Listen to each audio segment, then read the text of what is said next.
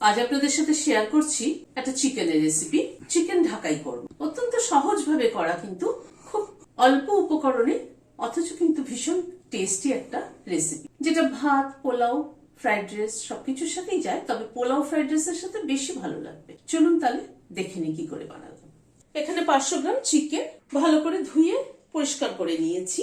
চিকেনটাকে প্রথমে ম্যারিনেট করে নিচ্ছি। এখানে একটা পেঁয়াজ পেস্ট করে নিয়েছি, সেটা দিয়ে দিলাম। এখানে 12-14 কোয়ার মতো রসুন পেস্ট করে নিয়েছি, সেটাও দিয়ে দিলাম। 3টে কাঁচা লঙ্কা পেস্ট করে নিয়েছি।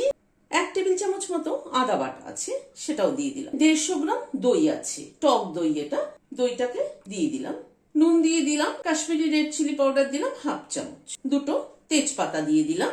সবকিছুকে ভালো করে মেখে নিচ্ছি। এই রেসিপিতে ম্যারিনেশনটা কিন্তু খুব ভালো হতে হবে, আর দইয়ের পরিমাণটাও কিন্তু একটুখানি বেশি লাগবে। ভালো করে চিকেনটাকে ম্যারিনেট করে নিলাম। এবার চিকেনটাকে একটা ক্লিং র্যাপ দিয়ে ঢেকে দিচ্ছি, যাতে ফ্লেভারটা ইনট্যাক্ট থাকে। এইভাবে ম্যারিনেট করে ঘন্টা 2 মতো ফ্রিজে রেখে দেবো। 2 ঘন্টা মতো চিকেনটা ফ্রিজে ছিল। ক্লিং র্যাপটা খুলে নিচ্ছি। হোয়াইট অয়েল দিচ্ছি, ঘি দিচ্ছি 1 চামচের একটু কম। 2টো দারচিনির টুকরো ফোড়নে দিলাম। 3টে এলাচ মাথাটা ফাটিয়ে দিয়ে দিলাম। 3টে লবঙ্গ দিলাম। গ্যাসের ফ্লেমটাকে একটু কম করে দিচ্ছি, দিয়ে ফোড়নটাকে ক্র্যাক করিয়ে নিচ্ছি। ফোড়নটার থেকে একটা সুগন্ধ বেরোনোর পরে চিকেনটাকে দিয়ে দিচ্ছি।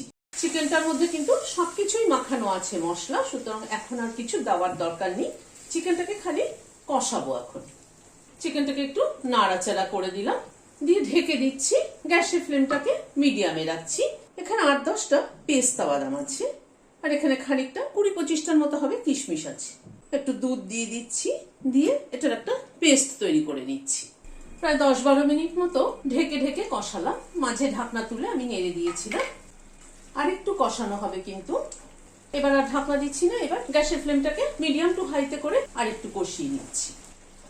আরো প্রায় 5-7 মিনিট মতো চিকেনটাকে কষিয়ে নিলাম। এখন কিন্তু মশলার থেকে পুরো তেল ছেড়ে গেছে। এবার একটু গরম জল অ্যাড করছি গ্রেভির জন্য। খুব একটা বেশি জল ব্যবহার করব না, কারণ এই চিকেনটা একটু মাখা মাখাই হয়। 1/2 চামচের কম চিনি দিয়ে দিলাম, কারণ টক দইটা পড়েছে অনেকটা। এবার চিনির ব্যালেন্সটা যদি ঠিক না হয়, তাহলে কিন্তু খেতে টেস্ট লাগবে না।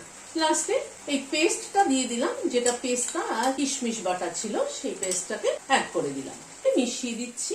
এই বাটিটার মধ্যে 2 চামচ দুধ নিয়ে বাটিটাকে একটুখানি ধুয়ে নিলাম, নিয়ে অ্যাড করে দিচ্ছি। সবকিছুকে একবার একটু মিশিয়ে দিলাম। গ্যাসের ফ্লেমটাকে বন্ধ করে দিচ্ছি।